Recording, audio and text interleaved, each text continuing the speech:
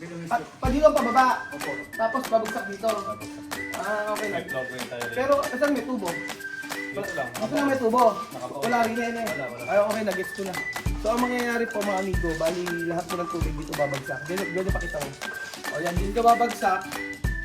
Dito pupus dito from here. Babagsak dito.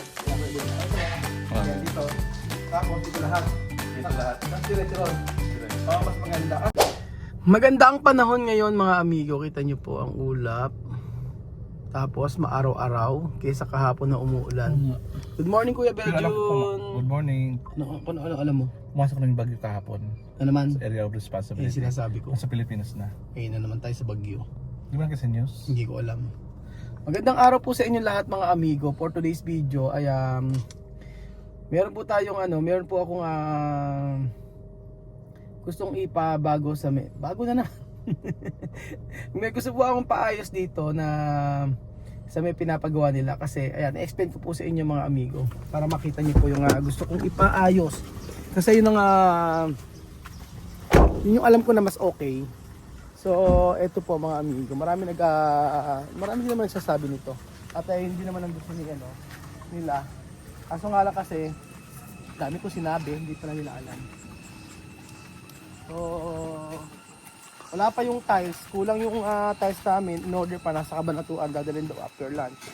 At eto, pinapaayos na rito yung mga dapat ayusin.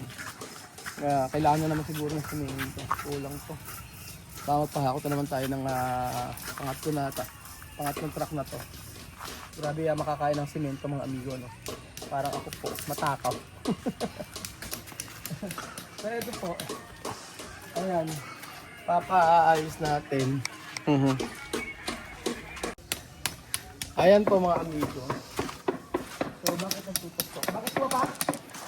Bumaba ba? Bumaba? Lahat? Akala ko ba? Kasi nga sa ulan eh. Sa ulan kasi kahapon, lakas ng ulan. Bumaba daw. Naayos nila. Lakas ng ulan kahapon. Hindi na bago yung part. Opo. Bakit? Ha? Sa ulan. Ano? Baliktad ba? Ito baliktad. Baliktad daw yung pattern nito. Kaya pinapalitan. Tapos wala pa tayong kulang ng tiles no? After lunch pa raw yung tiles Kaya hindi makapag-tiles. Wala naman tiles dito? Wala naman tiles? Wala na po. Wala na. Retouch lang. May mga saruho. Pwede na siguro yun. Dito okay naman Ililinis. Maganda pagka nilinis pa kasi. Malinis ka. Maganda sa pagka nalinis talaga. Okay naman. Ito yung sinasabi ko. Meron po akong pinatanggal mga amigo. Yung pinatanggal ko para kasi ganito. Kung wala ang title, after lunch pa daw. Ba't di pa pinalagyan ang tubig? Hindi na waterproofing. Hindi mo na pa waterproofing. Ngayon pagka na tayo waterproof. Oo. Pinatanggal ko. I-layout natin. Ano ba gagawin? Pagka kasi gusto nyo may drainage. Oo, kasi ito po mga amigo, ang kasi mangyayari, dati sabi ni Nino, lahat doon ng tubig bagsak sa pool, hindi okay yun. Naisip ko na, syempre, paano kung madumi dito, di lahat ng dumi, bagsak lang dito. So talaga dapat may parang drainage siya. Ano namin dito? Andito na may pilipin natin. Dito tayo maglalagay ng drainage. Saan ang drainage? Dito. Magkabila po. Gano'ng malaki drainage? Nakatakip naman yon. Hindi, nakadrop lang ng bagyo. Nakadrop lang ng bagyo. Mababa lang naman. Nakabagsak lang. Oo, mababa lang naman. Nakadrop sa kabila na yun. Dulot-dulo. Maglalagay lang tayo ng PVC dito sa puro tinatapon. Tapos naman nga dito tapon. Tapos yung tapon doon sa likod. Saan nalagay dito? Dito sa tapat na yung... Ito sir, wala to dito. Saan yung saan natin nalagay yung pinakatubo? Ayan, tingnan natin. Pero saan ang daanan? Paano ba? Kahit lang na floor 20 yun eh. Baba ang kuray niyo dito. Baba tatapos ko ron. Dito doon. Sasama ko na ito. Para lang ito hindi lumabag dito. Oo. Baba ko na lang latag. Ibig sabihin natin ito meron? Hindi, drainage nga sir na. Drainage na dito. Nakadrop lang ng bagyang gano'n niya. Kaya gano'n. Tapos yung mga tubig, paano? Dito punta sir. Dito. Ibig sabihin, nag-gets ko na. Ito po ang slope. Dito ang slope. Pa dito ang pababa. Opo. Tapos babagsak dito. Babagsak dito. Okay na. May floor drain tayo rin. Pero saan may tubo? dito lang. Dito lang may tubo. Nakapoon. Wala rin eh. Wala. Ay, okay, nag-gets ko na. So, ang mangyayari po mga amigo, bali lahat po ng tubig dito babagsak. Dito pakita mo. O yan, dito babagsak. Dito pupunta dito, from here, babagsak dito. Ayan, okay, dito. Ito. Ayan, dito. Tapos ito lahat. Dito lahat. Tapos diretso ron. Diretso. Mas maganda. Kasi dati kasing, tapos sa kabila naman, Ganun din sir. sa kabila naman, doon din bagsak. Doon lang tayo bubuta sa labas na yan. Oo. Doon. Doon na tayo. Bubuta. Kasi may buwan Pero plain lang yan ha. plain lang. Plain lang. Ayun. Kasi baka mamaya may nakabagsak na. Yung kumbaga parang nakauka ganun. Wala naman. Hindi naman. Basta plain pa rin, parang ganyan. Plain pa rin yan. Ayun, plain pa rin. Kaya hindi natin kaya ipantay din eh. Paano ang gagawin niya pala? Ayan, ito natin. Ito, nililiwat na ano. Paano bagsak? Pagka kasi pinantay natin din eh. Titi mag-ipantay. Oo nga eh. So itataas natin. Ito, O, tataas tayo sir ng ano niya. Ito na. Pag tinaas na, paano dito sa kabila? Kaya? Baka nung umangat doon. Hindi naman. Malipis lang tayo dyan. Manipis lang dito ha. Kasi nakagano na yung flooring niya. Oo, kasi iniisip ko, ito pakikita ko sa inyo mga amigo. Baka mamaya, ayan, tataas ni Ninong dito. Tapos mamaya, sobra naman dito sa may pinaka-entrance natin. Hindi naman siya angat. Tapos ito, kung gusto nyo sir, Oo. kasi hindi natin hanggang dito lang tiles natin. Oo. Gusto mo, wash out na lang natin ng kulay puti. Wash out. Para may base tayo. Paano gagawin? Base, hindi Lalagyan natin ng base Oo. para hindi out nilalagay natin. Wash out lang. Ano ba yun? Ano bang wash out? Yung ano, yung pebbles sir. Happy boss lang. Puti. O pwede yun. Sige. Ganun gawin Sa natin. mga gilid na to sir, lalagyan natin. Saan? Dito. Sa gilid ng mga swimming pool. Para may base. Para yung tiles hindi nababasag kasi katumbok na gano'n nababasag. Oo nga, nababasag eh. Kailangan lagyan natin ng base to. Kaya wash out natin yun. Paano? Pabilog? Pag ganyan. Pilog yung ganyan. Mas okay ba pabilog? Hindi ba plain? Eh magkakaroon ng kanto yun. Pagkakaroon ng kanto, hindi maganda. Hindi maganda yung Talaga dapat pabilog. gato pa sa mga bata. Okay. O, so dapat daw ganun. Lalagyan ng base. Lahat yan, ikot. Pilogin na lang natin yung gano'n. Sige. Ano na? Matulis dun, di ba? Oo, tapos yung matulis dito, Ninong. Yun nga ang iniisip natin eh. Laging may nakaka... Oo, dito kasi lagi may dito. Yung bilugin na natin. Pilogin na natin dito. Oo. Pagkano lang siya. Wala tayo makikita ang kanto. Oo. Ngayon, waterproofing to.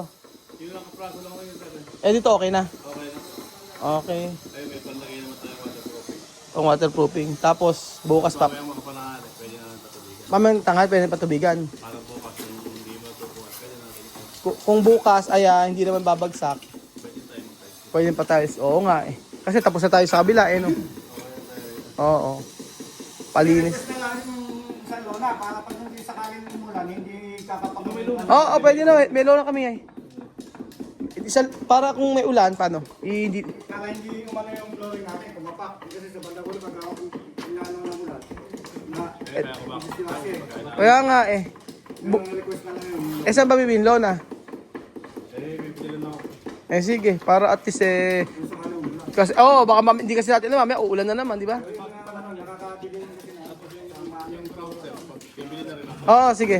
Para kapag nililinis. Kaya nga, para ngayon, pwede na siyang groutan. Habang nag-aantay ano.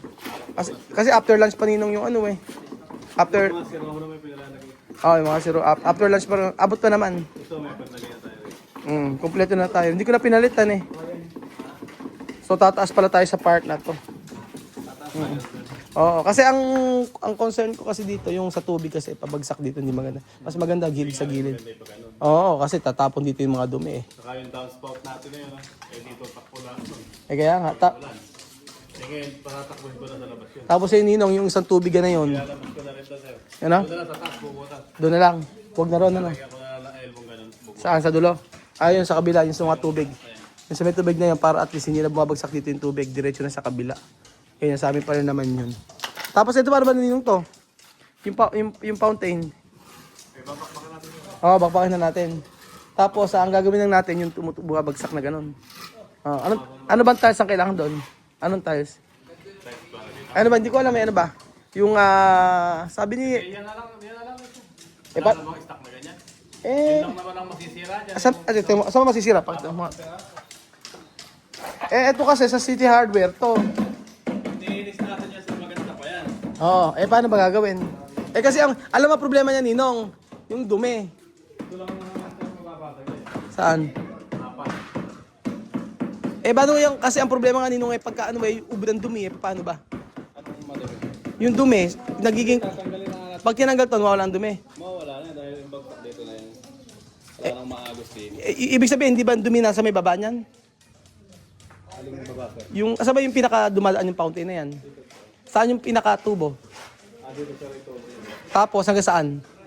Ito ko na ito. Tapos, Tapos bumaba rin sa may kuha na yun. Pumunta rin sa may... Nagpunta rin sa bodega natin. doon dumadaan yung fountain? Kasama lang yan. Hindi ba rito umiikot?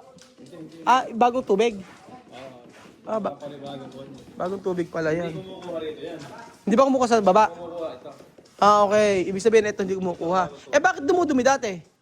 Dahil ito, sa dumi na yan. Yan nga ang dumudumi eh. Talagang pagka tumapon niya, parang putik siyang ganyan. Kaya hindi maganda. Yun na lang gagawin natin. Oo, yun na lang. Sa City Hardware to Ninong eh. Di ba Belgium sa City Hardware? Ito. Tumingin lang kayo sa isang box na ganito. Ayan. Tanggalin na lang natin. I-ano na natin kay Marvin. Utos na natin kay Marvin. Siya na ang kumuha. Oo. So ayun po mga amigo. Kaya po pinabagbag ko. Pinabagbag ko na naman ang tiles. Oo, doble trabaho. Pero at least mas maaayos nga naman. At least isang kabit pag naikabit na lahat. Konti pa lang naman na ilalagay. Yung nandito po. May naikabit na ng isang araw. Tapos pinabagbag ko na naman. Pinatanggal ko na naman. Para at least maayos yung pagkakabit. Kaya sa isang kabitan mo tapos pagkayari hindi naman kasi suggestion sa akin. Depende kasi sa nagpapagawa yan. Ako siyempre mas gusto ko na ganun. Kahit tanggalin mo ngayon, konti na naman tinanggal. Wala pang isang oras na bagbag. At least, pag kayo nabit, maayos na. So lifetime yung pagkakakabit, hindi na yung yung bagbag tapos kakabit na naman. Ayan po mga amigo. Sa 2 weeks challenge po, tingnan natin kung talagang mayayari ito. Pero huwag natin isama yung araw na kung saan walang pasok syempre. Huwag natin isama yun kasi hindi naman sila gumawa. So, yan na natin, i-complete natin ng ng 12 to 14 days. 6 plus 6, 12. Mga isang lalagyan mo. 12 days. Tingnan natin. So ayun po mga amigo, i-update ko po kayo kung ano po yung matatapos dito sa resort para po at least pag punta kayo rito, maayos po at maganda yung pupuntahan ninyo. So para masulit po ang inyong ibabayad. So book na po kayo, sa Casa Pilipinas at sa Casa Guinian. At para naman po magkita-kita tayo rito at magkakwentuhan sa ating resort. Thank you so much po mga amigo at God bless po.